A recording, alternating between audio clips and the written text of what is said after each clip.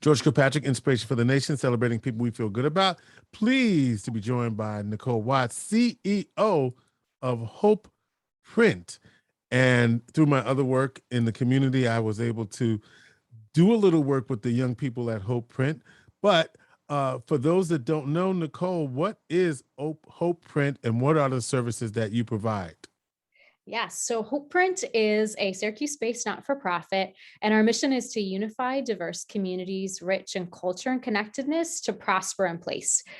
So we've been around since 2010, and our first decade was spent predominantly with spaces of hospitality, almost always sharing meals, and then some empowerment programs for youth and women especially, but all of the residents of our community that kind of built out over the years. And at right before we hit our 10th birthday, we had made an option to kind of reshift our focus to not just be on the people of the place we'd been invested in for 10 years, but also on the actual place itself, recognizing that place has a profound impact on people. And we made that determination right before the pandemic. And so it's been an interesting adventure, but also perfect timing because the hospitality gatherings that have so long been a part of what we are and what we do got shut down because we couldn't share meals together. So we were able to shift our focus and are excited to be launching into our second decade in the same community with a little bit of a different flavor. So I'm not sure I understand what you were actually doing. So can you even give me a little bit more? Absolutely. Yeah. So what does that mean? Good question. Yes. So we're focusing on the place. We've been working with our neighbors to build a micro neighborhood reinvestment strategy. So what does it look like for the people here to prosper in place?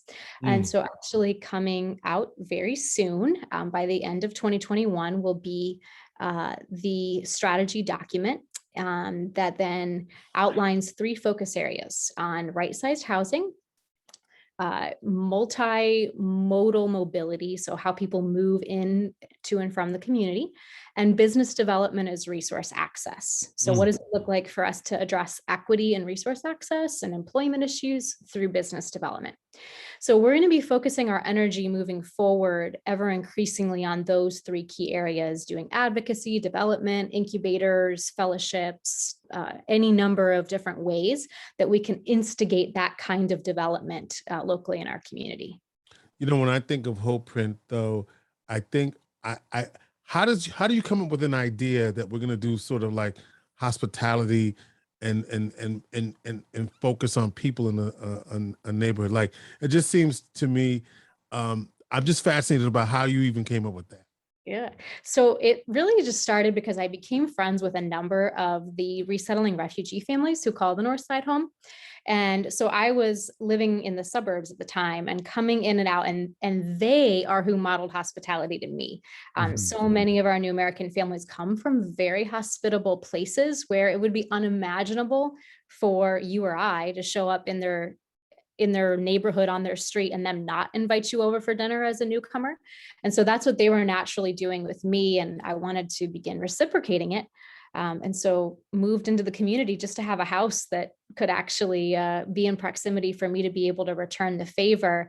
And from there, it all just grew. And before we knew it, we had dozens and dozens and dozens of people coming over for dinner at the same time in our house, bursting at the seams. And I remember one day, a few months in, we looked at one of my friends who was living with me in the home and said, I think that this is like a thing, you know, we didn't start it as an organization. We started it initially just as our lives, that we loved the community, but it was very, very clear that there was a need for more of what we were doing. And that further led to us organizing into a not-for-profit. I mean, that right there, just to think about how can I serve the community that's been so welcoming to me and do it in proximity to where they are. I see you, Nicole, I see you. That says something to me. It really does. It speaks to me in a way, because it's basically saying I have an idea, but not only do I have an idea, I'm going to, you talk about proximity and place, I'm going to put myself in the place where I can execute that idea. Yeah, I said, this is where I want to live my life. So why would I not sleep where I want to live my life? And the community has just been such a beautiful gift to me. At the time I started it, I was, fully single, not in any relationship, far away from family. And so they really became my family. Mm. And it has grown. We still today call ourselves the Hope Print family because we're a multicultural bunch of aunties and uncles and kiddos. And I have no kids of my own, but if my sisters were sitting around me right now, they would all say, that's not true. You're our mom's kids, or our kids' mom. And so I just get the chance to have the robust and beautiful life of sharing family with all of these people. So you talked about your new initiative, which is part of the Micro Neighborhood Project, and you received a grant from the Central New York Community Foundation to do what's called Lead Safe CNY. Can you tell us a little bit about the need for Lead Safe CNY? Yeah, absolutely. So as I mentioned before, people are profoundly impacted by their place. And that has been a thing we just repeatedly see over and over and over again. And one of the things that's true of place in our community is lead, that most of the housing stock has been built before there were any laws around that, and the impact that there is on children, especially small children, around development and all kinds of things is very significant. And so if we really want to make this community a place where people can prosper in place, we have to address lead.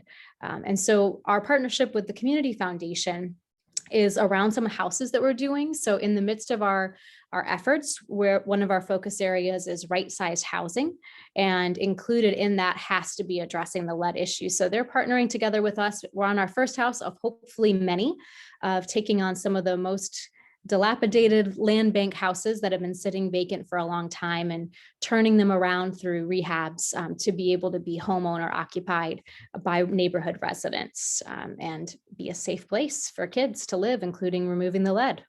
So the grant is helping you to construct new homes. So the grant is actually fully focused on abating the lead. So that's Abating. replacing all the windows and all of Mhm. the doors in the property. Mhm. And then we have other funding. We're very grateful. We've got a number of private donors, investors, and loans from individuals who are passionate about this project that are helping us to make the rest of it happen. That is amazing. So, through this work and through the support of the CNY Community Foundation, you're able to really help and decrease lead in these older homes where the lead poisoning is very common, and you can go by zip code where the children that tend to be affected the most. Exactly. Yes. And while there are many, many neighborhoods around the city that this faces, this is where our heart is. And so we really care about addressing that issue in our local community. How do people take advantage of this program, Lead Safe CNY? How do they reach out to you? So in terms of, let's say, CNY, there's folks besides myself who are the point people on that community foundation, Mhm. folks at the helm there. But if they would love to partner with us on this project, which is the next initiative, is what we call it, neighborhood equity exchange and transformation with the houses that we're doing, we would love to talk with you. We need pretty much every form of partnership to make this all possible so that we can make these houses available to first-time homeowners who need it to be accessible financially and otherwise for them to get these houses. And so all hands on deck to make that possible. So they can reach out to me at Nicole, Nicole.Watts, WATTS at myhopeprint.org, or just go to our website. If you didn't grab a pen for that, it's hopeprint.org, HOPEPRINT, like a fingerprint, a unique imprint of hope that we all have to leave on the world. I got one more question for you. When is dinner? When's the next dinner? Right now, we've finally been able to resurrect our Her Village Women's Group, where we get to have dinner together every week. But unfortunately, that's just for the ladies right now. It's all right. Do what you got to do. You need a space. You need a space. Do what you got to do. I'm all right with that. So there is a dinner and it's happening, and that is a good thing. Yes, there absolutely is. And we are going to have a virtual dinner. I'm not sure when this is broadcasting, but there will be a virtual dinner happening on November 18th. And then we will have other opportunities, both virtual and in person, for people to plug in over the next year. All right, so that will be this Thursday, November 18th, virtual dinner, hopeprint.org to find out more information. How about that? Perfect. Nicole Watts, we appreciate you joining us on Inspiration for the Nation. Thank you so much for having me.